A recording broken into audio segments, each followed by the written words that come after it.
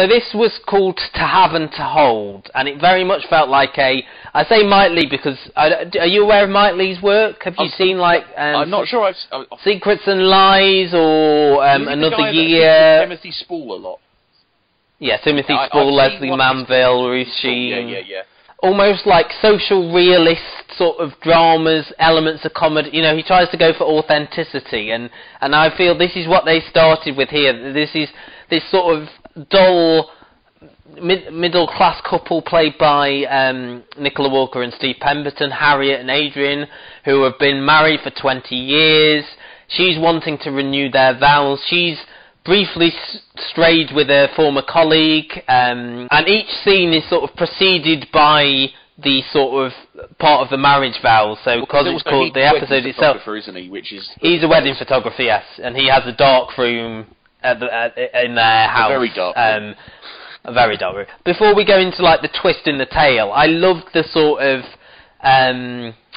what's the word? The sort of mundanities of their life. You know, he loves jigsaws. He's got a love of, well, we think he's got a love of pot noodles. There's a great scene where, in the role play scene, which gets very uncomfortable because he doesn't know how to react, and she says something like, "It's not flipping, whose line is it anyway? Just get on with it." And also, Reece Shearsmith pops up briefly in two scenes as sort of a groom who's just had his wedding photos done. I didn't think particularly it needed him, but then at the end he was brought in just to sort of be a character to sort of deliver some news to, if that makes sense. That seems to be, he was more of a plot function than a character in his own right. Him and the other actor, I think Miranda Hennessy is the actress's name. But the reveal that comes, I suppose, about halfway through, he goes down to his dark room after the sort of aborted role-play session, and we see him take away this sort of big wall of photos to reveal a room, and he unopens it, and there is someone inside there who then he asks to perform a sexual act on him in a very sort of strange manner, and he has been feeding this person pot noodles for, that's what the pot noodles are for, basically. Yeah.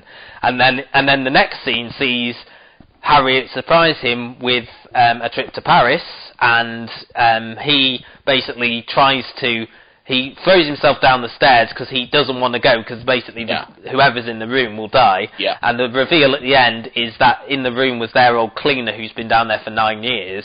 At some point, she gave birth to a son. Yeah. And they were both down there, as in Room. That is exactly what happens in Room. I didn't know that part. Yeah. I didn't know that part. That she's down there with the son that she had as a result of her captor, you know, raping her, basically. And Harriet's thing is, you know, I thought I was married to the most boring man in the world, but he turned out, you know, to be a monster.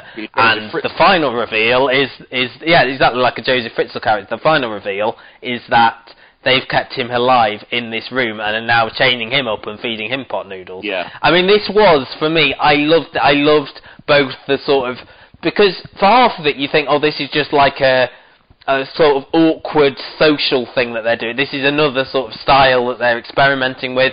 And then you get that, like, that massive thing that, God, he's got this, like, secret room and he's keeping someone prisoner.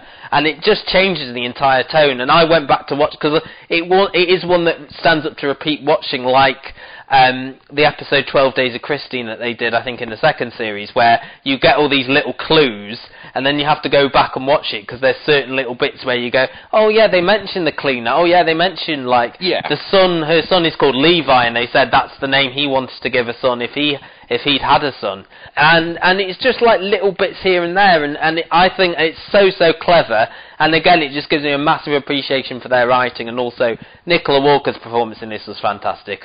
Your thoughts, Gary? This one wasn't for me. Really? Yeah. I'm not going to say I guessed it. I'm certainly not going to say that. But early on I picked up on some of the uncomfortableness in it, and I think the scene where she dressed up as a nurse just made me feel that little bit too uncomfortable. But you're meant to feel uncomfortable. You're meant to squirm. That's the point of the episode. You're reading that sort of Mike Leigh's... Yeah. Right, you know, I think that's what they're going for, this sort of uncomfortable... We're peering in on the lives of...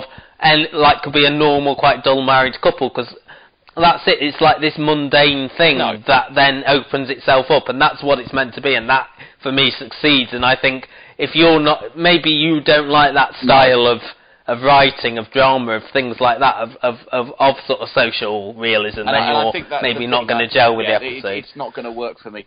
I don't think there's much more that I can add. I found it uncomfortable viewing, and I didn't really enjoy it. What was the number 9? Again, I was looking for that, and I didn't see it. I thought it was their house, wasn't it? I don't know. I don't remember seeing a number 9 in this episode, if I'm honest. So I might have to go and look online for that. And they, no, she's been down there 9 years. Yes, well done. That's it. I just worked it out. She'd been down there 9 years. I thought it might be the pack of pot noodles, but I think it was a 12-pack. 3 by 5. Do you know I stupidly worked that out? Wasn't it? Because I was trying to distract myself from what was going on by looking for something for 9. And I think the problem is when you do a series like this where you are doing one-act plays or several-act plays and things like that, you're not going to get every one of them to appeal to every member of your audience. So I'm still going to keep watching. That it's not going to put me off watching them. Because you weren't a massive fan of Diddle Diddle Dumpling, were you, last year either, which me and Luke loved. Yeah, and maybe there is that kind of I don't know, whereas you see I really liked the one last week, which was the murder mystery one, the bloke killing everybody. You prefer ones that are more sort of flights of fancy, that aren't like real sort of social realism, like suburban mundanity like Diddle Diddle Dumpling had, and like To Having to Hold does, which both for me are like the standout episodes in each series, and I really enjoyed this one. It's why when differing opinions once again. We're going to review series 4 of Black Mirror at some point, and again I know that there are going to be episodes that you and me are going to love, and then I'm going to love some, and you're going to love others, and Luke and stuff. So it's like I kind of feel like it's okay with these sort of things. It's what's great about these kind of shows is that you can watch them and you get different bits out of different episodes, and some you'll like and some you won't. But you will, and I admire the writing and the skill and the cojones to try something like this. Yeah, really, the only way I can describe my like for this episode is I can admire what they were trying to do. Didn't work for me, but I can still say well done.